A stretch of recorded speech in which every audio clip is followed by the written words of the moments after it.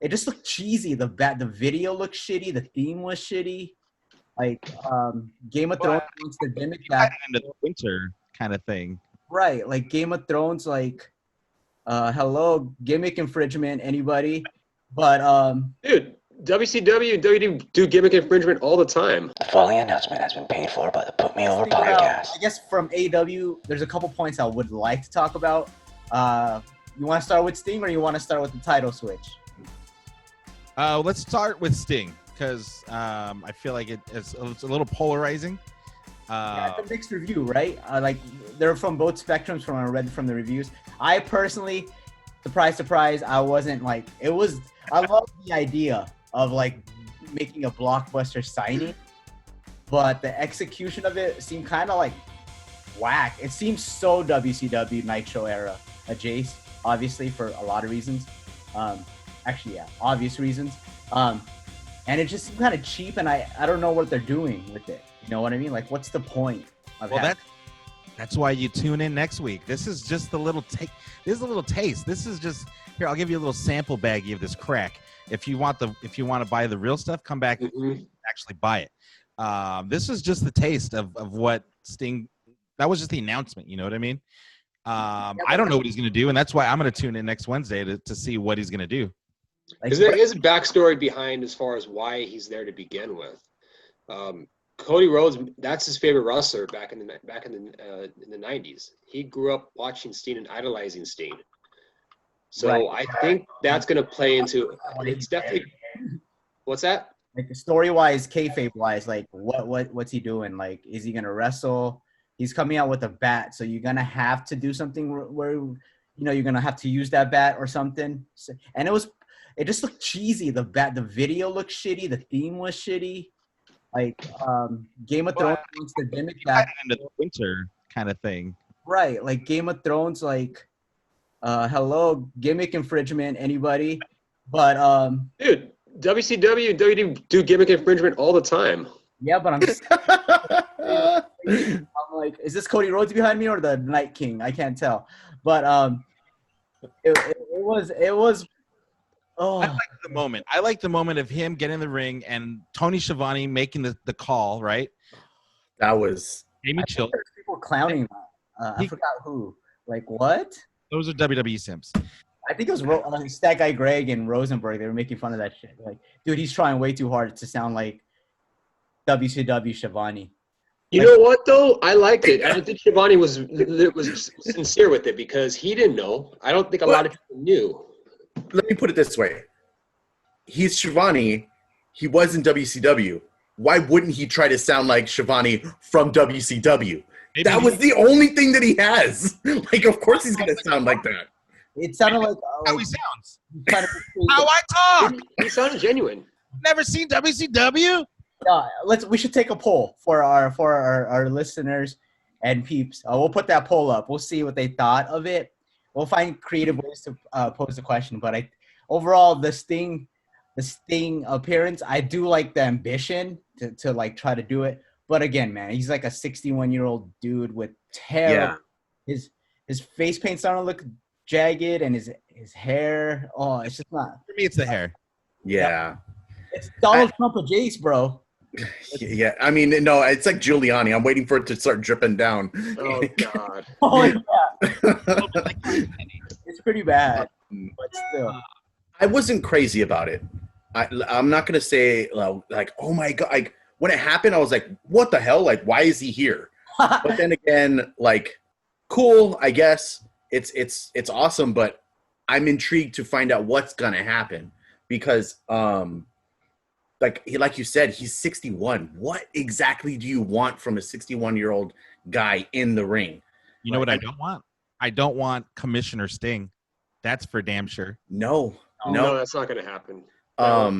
Apparently, he signed a multi-year contract, and Tony Khan has already said he's going to be on the shows weekly. What he's going to do, I don't know, but you're going to have to tune in to find out. I'd like to see him team up with Darby. That would be cool. Yeah. Well, noticed he went to Arn, the past. He went to Cody, the now, and then he went to Darby, the future. Now, then, and forever, AEW. Darby's a young guy, right? He's like in his 20s. Yeah. Yeah, I see. Yeah. him. He's a When fucking your dad star. finally- Your dad finally comes home after buying cigarettes in 2001. Looking at Darby. It's pretty funny. Exactly. Daddy?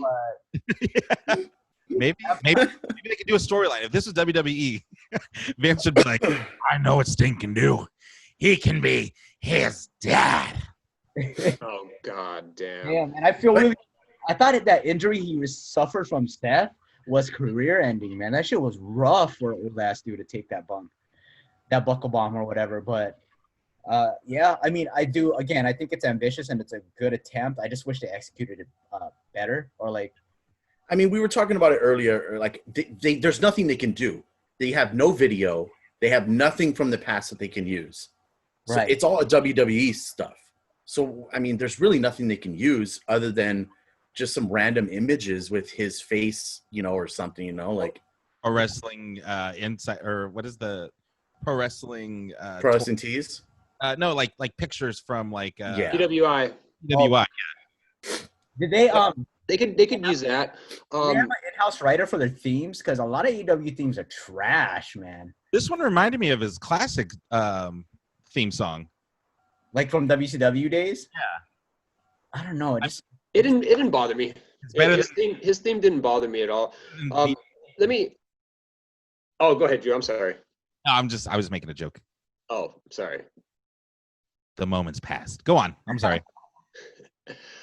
Yeah, so I think it's fine. Like, I don't want to see him in the ring wrestling every week. He shouldn't be wrestling every week in the ring. He's 61 years old. He's had a history of back problems and neck problems. So I'm intrigued to see what's going to happen. Maybe like at a double or nothing or all in, but I don't think he's gonna wrestle. Maybe a tag match. A cinematic match. You could do stuff like that. I definitely don't want to see Sting winning the world title. I don't think they're going to do that, but No. I think he'll help put young talent over. Like he did in WWE. I was shocked. I'll be honest with you. I was shocked when he came out. I mean, I did hear the rumors, and I didn't really think anything of it. Like, oh, they're not going to sign him, but they did. They signed him, and you know what's funny was that he signed after the Undertaker retired. Weird. They didn't leak shit about this. I did not see this coming. I didn't hear rumors that like AEW was seen at the airport. They locked this shit up, like where it was a shocker. Yeah. If it wasn't for Instagram, I would have been shocked. Yeah. But yeah, that's my bet. But also another thing is, these numbers might be fudged or whatever, but Pro Wrestling Tees says he had the most sold shirts in 24 hours. I believe it. Most sold shirts. And Sting. yeah, it's Sting. I mean, his shirt looked pretty dope too. I'm not gonna lie. It looks like that Vader shirt, but like this Sting shirt, and then it had Sting on top. It looked awesome. I think I want it. Also, he was trending on Twitter. Like it was like the number 6 trending. So people were talking about it. So people were interested, and people are interested. When's the last time you saw something trending for WWE on top 6 or top 5? AJ. Probably Undertaker. That was the last thing. But AJ. besides that, what? AJ prize was pretty big. That would still sticks out as like one of the biggest shockers, but Yeah. yeah. But that's a long time ago. I guess we can move on then to the title match, the title switch with Omega and Mox. What'd you guys think of that shit? I thought the match was great. I'm not gonna sit here and suck them off and say 5 stars. I don't care. 6 stars. It was a good match, but I think that this was just an appetizer to a pay-per-view type match. The title change, I kind of saw it coming just based on like kind of what's going on with Moxley now. He's had the title forever, right? He's had it for like over a year now. I think it was time for a change, and then he's got to go to Japan to defend his United States Championship, and he has a pregnant wife now. So, I mean, time for the cleaner to come and be Kenny Omega, and I'm super excited. There's a lot more that happened after the match, but what are you guys' thoughts on the match in general? I wanted the title switch at a pay-per-view. I mean, I guess another great, I want to say great, but an ambitious move to do it on a regular Wednesday show to try to pack it all in. But the match was kind of like, it kind of gave me feelings of AJ Nakamura at Mania. You know what I mean? Like a lackluster, because I want Omega to, he's my favorite AEW wrestler, probably in my top 5 currently. He's dropping slowly by slowly, but maybe this run will get him to where he should be. Yeah, I just, it was just like a whatever kind of match. Like Bobby said, it 3.9. I would even give it even less. It just was, like the moment wasn't that somewhere in there. Yeah, because he's box office. Kenny Omega's probably one of the most box office guys in wrestling. Period. I just want him to have the biggest possible shine, you know. And I just think it was kind of whatever. But I'm glad he's the champ because Jon Moxley, to be honest. But yeah. There was a few things that happened with this match. One, there's a screw job ending. So you know that there's something going on with that because he hit him over the head with the mic. You know, it was a, you know, kind of a screwy ending and kind of cheated his way. Well, keep in mind, he also propositioned a gentleman's match. Right. He didn't want to use weapons. He was like, I just want to wrestle you, dude. Yeah. So that was one thing. Another thing was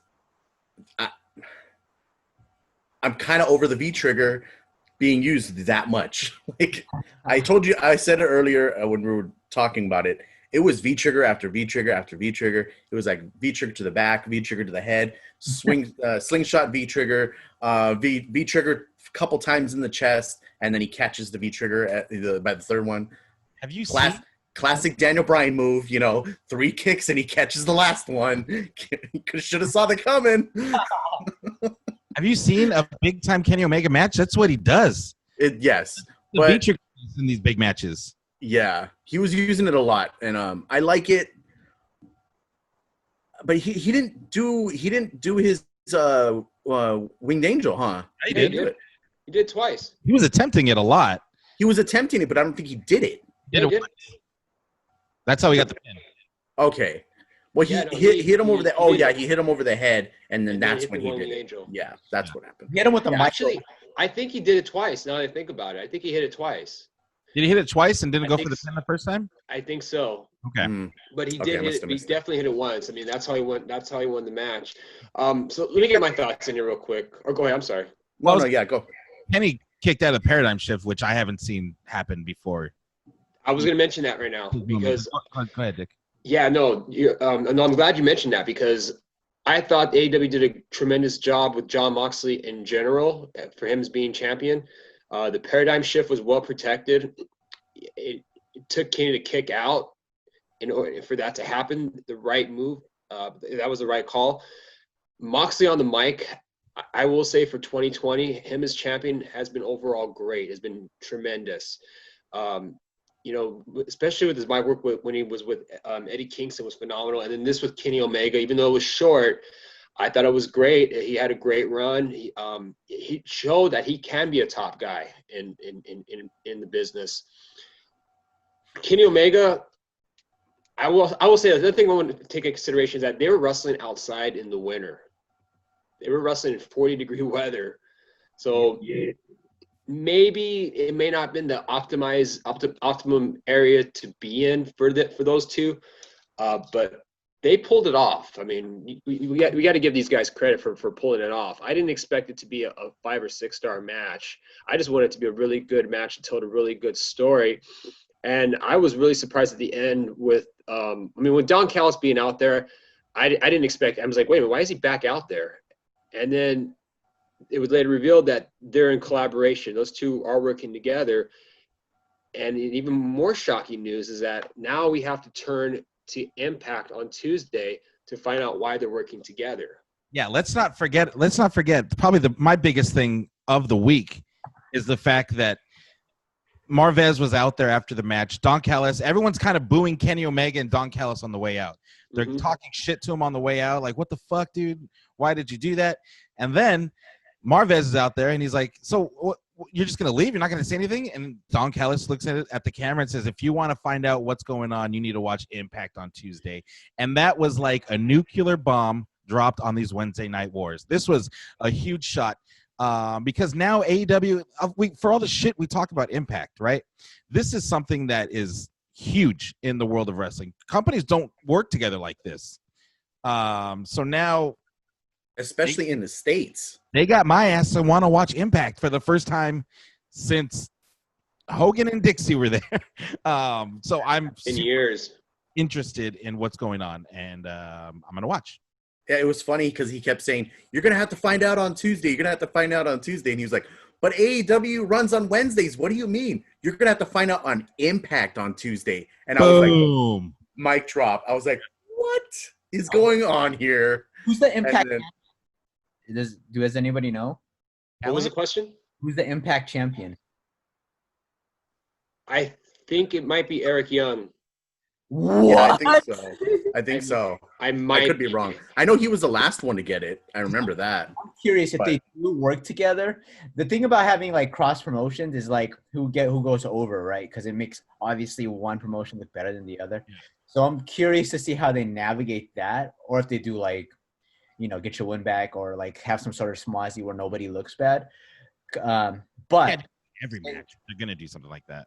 Saying that though, Impact has an opportunity, even if they lose or not go over to like get more exposure. It's not gonna help because no one's still gonna watch Impact after the fact this is done. No, but I'm curious to see what they book moving forward. TJP maybe.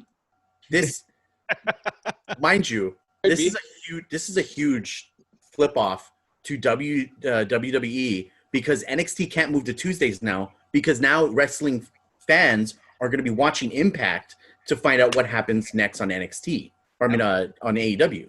There's going to be a huge spike on whatever channel, Access TV. Whoever gets that channel, there's going to be a huge spike on that. They're going to be like, what is this? What's this? Our channel can't handle these many people watching at one time.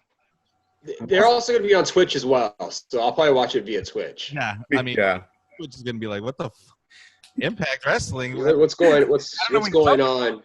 Our servers are overloading. We don't know what to do. Not gonna lie, I actually went on a Twitch to watch some of their Impact things, and they were showing like some Ken Shamrock highlights or something, and I was like, "What the fuck am I watching?" He's actually in it, Impact, right? Yeah, he's in there right now. They put him in the Impact Hall of Fame. He deserves it. He was there for a while. Him and Dixie, Earl Hebner and Jeff Jarrett. Yeah, that's it. Because I mean, he Ken Shamrock. Real quickly, he was technically. By the way, huh? I can barely see you. It's dark. It's getting dark, dude. Turn the light on, you weirdo. Sitting in a dark room, dude. It's just really dark. It's getting darker, really. Well, I'll go. I'll say this. I think for 2020, like Dick said, I think Mox did what he could. I think his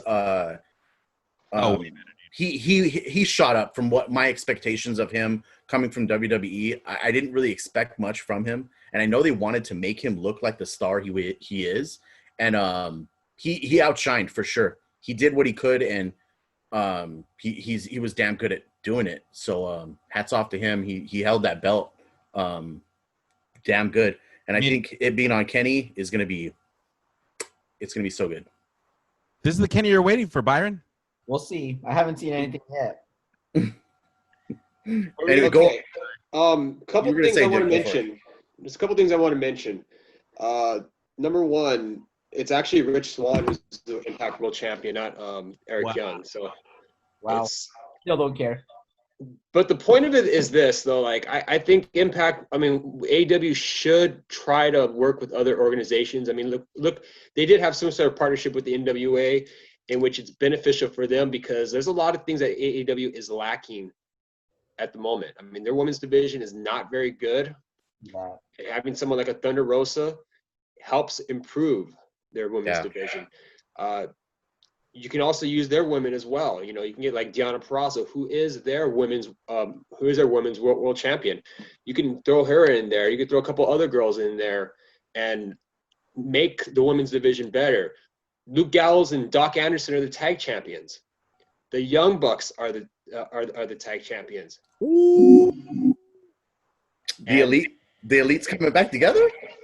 That's another reason why. I mean, this was rumored about a year ago when, and Gallows and Anderson mentioned it on their podcast when they were about ready to re-sign with WWE. They were about ready to come to AEW, and that was going to be the big angle to open up Dynamite, was to have Gallows and Anderson attack the Young Bucks. That would have been crazy. And AJ Styles, had AJ Styles not re-signed, so you could have had the Elite versus the OGs, the OG Bullet Club. That would have been something. That could have happened. But now that they're working with Impact, I mean, you have these type of opportunities. I think it's one side of people's thinking like, oh, it's going to benefit Impact a lot. AEW is getting a benefit from this as well. Let's not kid ourselves. I mean, look at what like I said with the NWA. They're doing it because they need help with the women's division, and they're getting a lot of female wrestlers as well. So I think it's a smart move. They need this. It will help fix whatever glaring problems they have. Kenny Omega's champion. I'm like you said, Byron. I mean, we've been saying this for a while. Like, pay attention to the storyline and see where this goes. I think it's going to go the right way. You know, this is what's been building up for a year, really. Yeah, and I get like a really like Avengers teaming up to take out Thanos vibes. Maybe they get the New Japan involved. You know, they kind of have like a little working relationship as far as like lending certain guys to go to New Japan. Maybe the one way to take out Thanos is to, you know, join up and do some talent exchanges and get maybe a little territory going. I don't know. During the match, I don't know if you guys noticed, but Omega was mocking Okada's Rainmaker pose. Yeah. Hey now. That was pretty dope. They're probably pretty close friends, you would think, right? They are. 100%. I'm sure they are. It's just that the relationship between AEW and New Japan was cold for a while. And now that Harold Mage is out of the picture, I think that's part of the reason why it was cold. Now that he's out of the picture, it could be warming up because you're seeing a lot of New Japan references being mentioned on Dynamite. They're doing something right, and I'm excited. Getting me excited about it. Let's move on. I think we're running short on time. Anything big happen on SmackDown? I know Roman Reigns is just killing it right now. Yeah.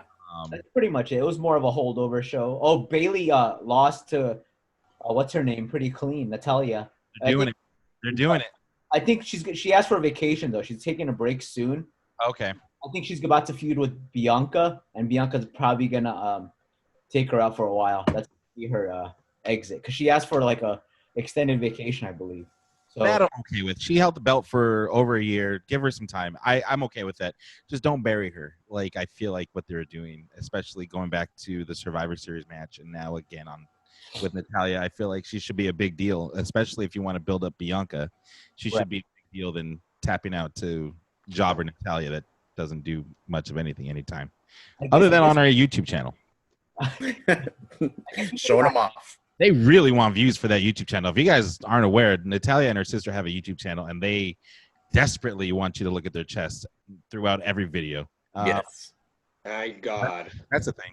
You guys want to do our picks for War Game? Let's do NXT. NXT was it was okay. I mean, going head to head with AEW, this show did not stand a chance, especially with what they put out there. There was a decent ladder match, had a lot of action between Shotzi and Raquel Gonzalez. Raquel Gonzalez is still really awkward in the ring, I feel like. She almost killed Shotzi a couple times, a couple botches in the match, but Shotzi won the advantage for her team. So let's just get into our War Games. She's the female Darby Allin. And she's Filipino, so I'll take it. Let's see. Okay, so we'll just go top to bottom. First match, Timothy Thatcher versus Tommaso Ciampa. Thatcher on NXT was doing one of his like training sessions, and Tommaso just walked in the ring, and now we have a feud with those guys. So this is gonna be. I think this could be a sleeper match for sure. Bobby, who do you think is gonna win this match? Are we writing these ones down? Yeah, I'm writing them down. Okay, I'll go first. I want to say Thatcher, but Ciampa's always like the best. I mean, but I think he might put over Thatcher. I'll go Thatcher. Oh, Khalid. Okay. I'm actually gonna go Thatcher on this one as well. Tommaso is a beast, you know. What better way to set this feud off than maybe a screwy finish? And Thatcher gets the win. So I'm gonna go Thatcher on this one as well. Pick. Like I'm gonna go with the same with you guys. I think Thatcher needs to win more than Ciampa. Yeah. That's who they're building really more right now is Timothy Thatcher. Ciampa, I don't know what they're going to do with him. If he's going to be stuck in NXT or if he's going to go to the main roster. I mean, we've heard from him in the past that he does not want to go to the main roster, and mainly because they're not touring, or mainly because of the tour schedule. But now they're not touring. Is that going to change? If I'm him, I still wouldn't want to go to the main roster. I don't trust how they treat the calls from NXT either. How do you ruin Ricochet? Like, come on. How do you ruin Keith Lee? I mean, we can go on, and I feel like with Ciampa, it would be more or less the same. I mean, I don't see anything change from that pattern. But for this match, I'm gonna go with, like I said, with Thatcher. They're gonna build him up, and we'll see what they're gonna do with him down the road. It's like that NXT. Billy Madison. Whatever, please stay here. Don't go. That's a lot. That's seriously on the main roster. I think I'm gonna go Ciampa just to be different, just because I think he's he's the NXT stronghold who will probably be NXT for life, and he should be, because I don't think he's WWE. Like, I don't think he's a big main roster guy. He's more of a lower brand, like NXT or AEW, that type of, like, not commercial, I should say, right? Not like movie. Like, when I think of WWE, I think of, big star potential. This is his wheelhouse, and I think he should win. He's probably not, but I'll just do it to try to get one up. Hold the phone. Are you saying that Ciampa's not WWE main roster potential? Oh, he is. That guy has every he is so damn good. No, I'm saying Vince potential, though. You know what I mean? Yeah, I mean, to Vince, he's probably not, but dude, that guy has like the best accolades, like, to be a top WWE guy. Plus, there's a long line of people in front of him who need to get that thing, I guess. So I guess when the time's right. But for now, I hope he wins. And yeah, I'll go with Ciampa. You know what I would love to see if Ciampa ever goes to the main roster? Ciampa versus Triple H at WrestleMania. Oh, that would be wild. That would require Triple H wrestling at WrestleMania. That would be like, I created you, and now, like, student teacher kind of thing. I feel like That'd be too. Book it. Yeah. Up next, we got Dexter Lumis versus Cameron Grimes in a strap match. Dexter Lumis has been scaring the shit out of Cameron Grimes for months now. I didn't even know this feud was still going. This week was no different. Cameron Grimes had a little squash match, and Dexter Lumis showed up and beat the shit out of Cameron Grimes. Who do you got in this one, Dick? You just changed it to a strap-on match, dude. Now we're talking. I just really, I'm not interested in Dexter Lumis. I mean, I'm just not. I don't know how you guys feel about him, but he's not doing anything for me. And I don't really get the whole strap match with him and Cameron Grimes. To keep Grimes from running away from Dexter because he's afraid of him. Man, I guess that makes sense. It makes sense to have a match like that. Cameron Grimes is, he's phenomenal. We've always said he's a great talent. I mean, from all the way from PWG and from Impact, he's a great talent, great in-ring talent. I didn't think the gimmick was going to get over, but now it's slowly getting over. Like, I'm actually, he's winning me over with the gimmick. So they have big things going for Cameron Grimes, and I don't see it stopping. I think I think Cameron Grimes is going to somehow squeak out a win. He's going to find a way to one up Mr. Lumis, and hopefully, he moves on from Lumis, because I feel like whoever's wrestling Dexter Lumis is like they're at a dead end. Like, it's just wasted space. I don't know how you guys feel about him, but I guess I'll go next then. What do you think, Byron? I'm gonna go Dexter, the Molexter, but because I think WD they have faith in this guy. I think they see star potential. So I think having a win on a big card like this would help, or to see how he does in a big card. But I think they're gonna give him the win on this one. I love Cameron Grimes. Like you said, going back to PWG when he was Trevor Lee, his facials and the way, like his body language, he's on a different planet compared to most of the people on NXT. He's kind of a joke character, but he's also really good in the ring. And I think this is the match that he's going to come out and show that he's not afraid of. I'm not afraid anymore. You hear me? And I think that's what's going to happen with this match. Cameron Grimes is going to defeat his demons and take out Dexter Lumis. What do you got, Bob? I was thinking the same thing. I think I think Dexter has the look. He's got that look, the scary, brute. Hide and break. Yeah, but I don't necessarily like anything about it. Like, there's nothing to like. But like you said, Grimes, Trevor Lee, he's an icon, Dixie's fuckboy, like it's just Yeah, we did chant that. We did chant that one PWG show a few years ago. Yes, Richard, you started that. But yeah, I think he's just so damn good, and you can't help but like cheer for him, and what he's done by changing it up and going to NXT, I think definitely go for him. I think he's gonna overcome it. I wish that they would get rid of the backwoods vest wearing top hat. I don't like that for Cameron Grimes, but yeah, it's not a good look. It's not a good look at all. Ace it.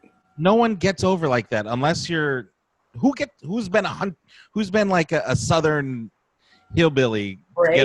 Gray probably closest thing maybe.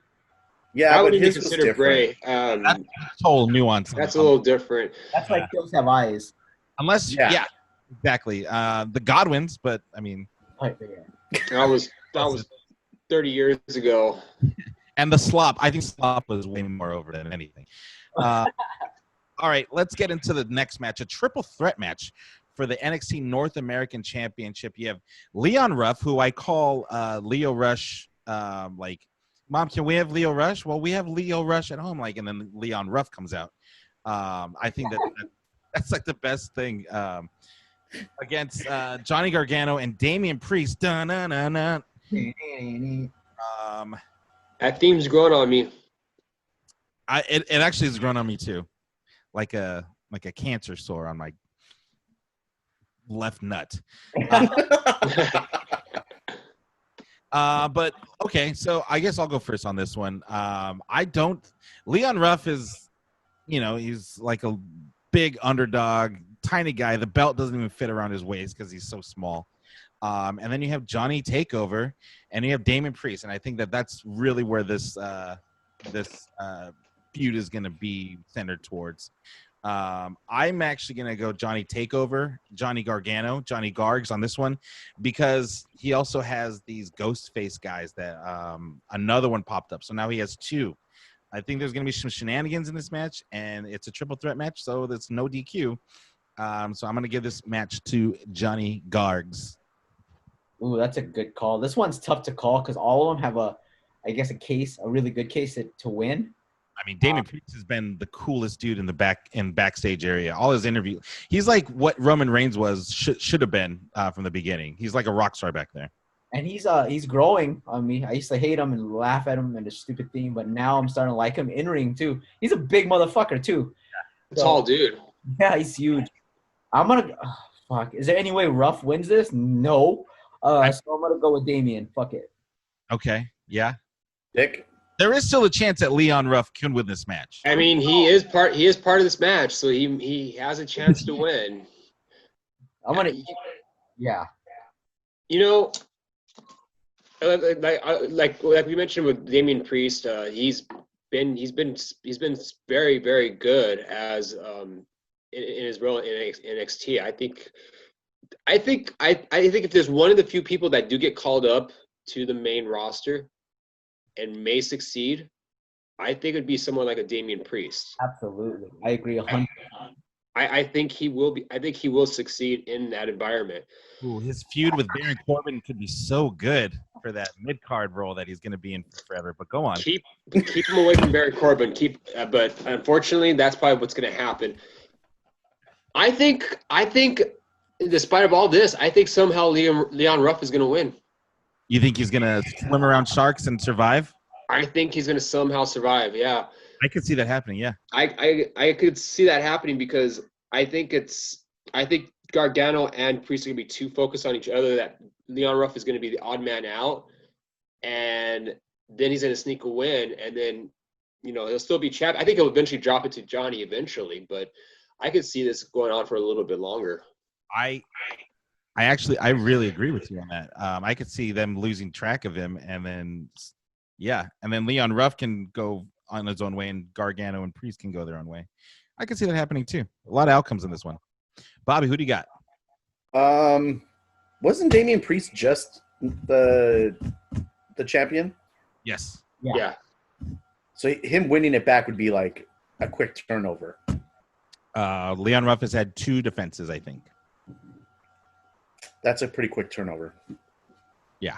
Man, that's a tough one. Because you can't Johnny Takeover. It's like that's all he does is win. But man, I want to go with Priest because he's so dope. But I have a question for you. How much longer do you think he keeps the long hair? He's not Corbin level. Yeah, He's not Corbin level for sure. Oh, Priest. And he's not a what's his name? Get these hands. Bray. Braun. Strowman. Yeah, Braun. No. You think he keeps long hair forever? For now. Anyways, yeah, it was just something I was thinking about. I'm gonna go with Priest. All right. Good. These are all great picks. Real quickly, I just want to mention, I don't think Johnny needs to win the belt again because that'd be 3 times. He'd be a 3-time North American champion. So I don't think they would do that anyways. I think usually they want to keep it under 2 at most. So it's another thing to consider as well. They also love their first time evers, and he could be the first ever 3-time champ. Yeah, he was the first ever 2-time champ as well. So why not another? Yeah. All right. In this next match is a War Games match. The Undisputed Era, Adam Cole, Kyle O'Reilly, Roderick Strong, and Bobby Fish versus the Brand, right? Pat McAfee, Pete Dunne, Danny Burch, and Horny Lorcan. I keep calling him Horny. Is he? He might be. He's in heat. Horny and Birch. Pat McAfee got my ass to want to pay for this pay-per-view so I can see him get his ass whipped. He called me and you and you and you and you listening. We're all stupid marks, right? We all suck is what he said. So I want to see him get his ass whipped by the Undisputed Era. Bobby, who do you got in this match? You got to go with Undisputed Era. It's Undisputed Era. You can't go with anybody else. Although I'll give it to McAfee. I wasn't really on board with this whole thing that he was doing. But damn, has he held it down, and he knows how to talk on that mic because he gets me interested in anything that he's saying, and he's money for sure. They need to do whatever they can to keep him around because he is amazing. I'll go with Undisputed. Yeah. All right, Undisputed Era. Byron, who do you got? There's no. Oh man, I do like them both. But I don't know what McAfee's deal is. If he's full time or part time or what the deal is. Just for that unknown, I'm gonna go with the UE because they're staples and maybe this is their swan song goodbye. Or who knows? Maybe it's But I'm gonna go with the UE. All right, Dick, who do you got in this one? Before we went on, I mentioned that the Undisputed Era are 1 and 2 in War Games. So if they win, they would tie. If they lose, they would be 1 and 3. I'm almost certain to say this, but I think this would be the last War Games match because they've done this really 4 times. All 4 variants of NXT's War Games matches have involved some form of the Undisputed Era. I think that's going to end tonight. It's going to end tomorrow. We've been talking about, what's going to happen with them. What is there left for them to do in NXT? That's another group of guys as far as what can you do with them in NXT. Adam Cole's achieved everything in NXT. Red Dragon's been one of the most dominating tag champions NXT's ever had. You could turn Roddy face or even KO. I mean, Roddy and KO are both faces actually, but you can make them. You can both make them individual single stars and have them go after the NXT champion. You can do that. You can break them up, or you can, eventually call them up to the main roster. There's a lot to consider for this one. But I'm actually going to go with. Man, this is tough because I want to say, story-wise, Undisputed Era should win because of what's been going on between Pat McAfee and Adam Cole. But I don't know, I don't know what direction they're going to go. I don't know, man. I think I'm going to go with the brand. I'm going to go with the brand.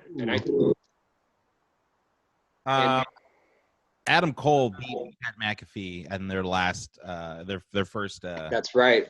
meetup. I can see Undisputed Era getting called up to the main roster and getting squashed by the Hurt Business. That's what's going to happen. I'm actually going to go. You look at Orny and Birch; those guys as a tag team are amazing. Right. And then you add Peter Dune in that match. He's a killer. He's a silent killer. He promised that he's going to end the Undisputed Era. And I think what better feather in its cap than Pat McAfee being able to say that he broke up and he destroyed the Undisputed Era and make him even more hateable and make me want to go to see another takeover where him headlining to get his ass whipped. I'm going to go on the Draped in Gold podcast with my friend Flobo, which he does every Thursday. He recaps NXT and NXT UK. Check it out on pretty much everywhere. I'm gonna go against what I said. I said Undisputed Era on that podcast, but I'm actually gonna change my mind and say the brand is gonna win this because I think Undisputed Era, this might be their swan song, and you got to do the JOB on the way out. JOB. You know who was in last year's War Games match? That's also in this year's match besides the Undisputed Era. He done. Dune? Done. Yeah. Done. Yeah. He could go 2-0. So fucking good too. He's gotten shredded as well. Mm-hmm. All right, this could be the main event. They've given this a lot of time on TV and well deserved because everyone in this match I love. You have Team Shotzi, which is Shotzi Blackheart, Ember Moon, Rhea Ripley, and Io Shirai, who just got added to the team, against Team Candice LeRae, Dakota Kai, Raquel Gonzalez, and Toni Storm, the new heel Toni Storm, in the second War Games match of the night. Byron, I don't think you've gone first yet, so yeah, go for it. This one's they could swerve you because look at that team that Shotzi has. That shit is, some of the best wrestlers we have, women and men included. I think it's an obvious answer to say them, but I think it's almost too obvious. But fuck it, I'm going to say them because they have the champ. It's a really hard call. I'm going to say, Shotzi. Team Shotzi, okay. Dick, who do you got in this one? Do you think this is going to be the main event, or do you think it's going to be the men's that's going to main event? I think the men's might actually main event. That's what I'm thinking too. Even though they did give him a lot of time this Wednesday for the women, which was cool that they did. The angle though with the faces winning and starting the War Games with the advantage though, that's traditionally you don't do War Games like that, but they have to change it up. I understand them changing it up to do that. So this makes me think something is going to happen I think something may happen with the faces. I mean, I don't know. I get the feeling that. Hold on, someone's at my door. I'll go for it. I get the feeling though that I think the heels are going to win. I think Candice's team's going to win. Let me ask you guys this: do you think maybe that one of the people that are underneath the mask that they're playing Ghostface? Do you think it might be someone from Shotzi's team? Ooh, I mean, they already did what's her face? With Indy Hartwell, right? Hartwell, yeah. There could be another one. Who knows? So I don't know. I mean, I don't. That's why I'm like This one's harder for me to decide really more than the men's because the fact that the faces have the advantage that could throw a wrench into who I might think may win. So that's why I think I'm going to go with team Candice with Candice's team. Okay. This one's hard because you look at both teams; they're both stacked.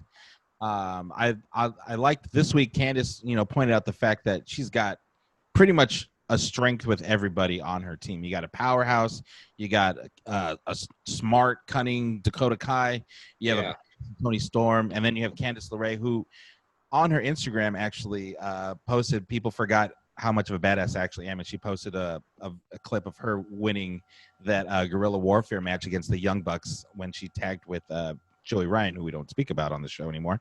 But then you look at Team Shotzi. It's kind of a thrown together team. They might not be on the same page as Team Candice. I feel like they're all on the same page.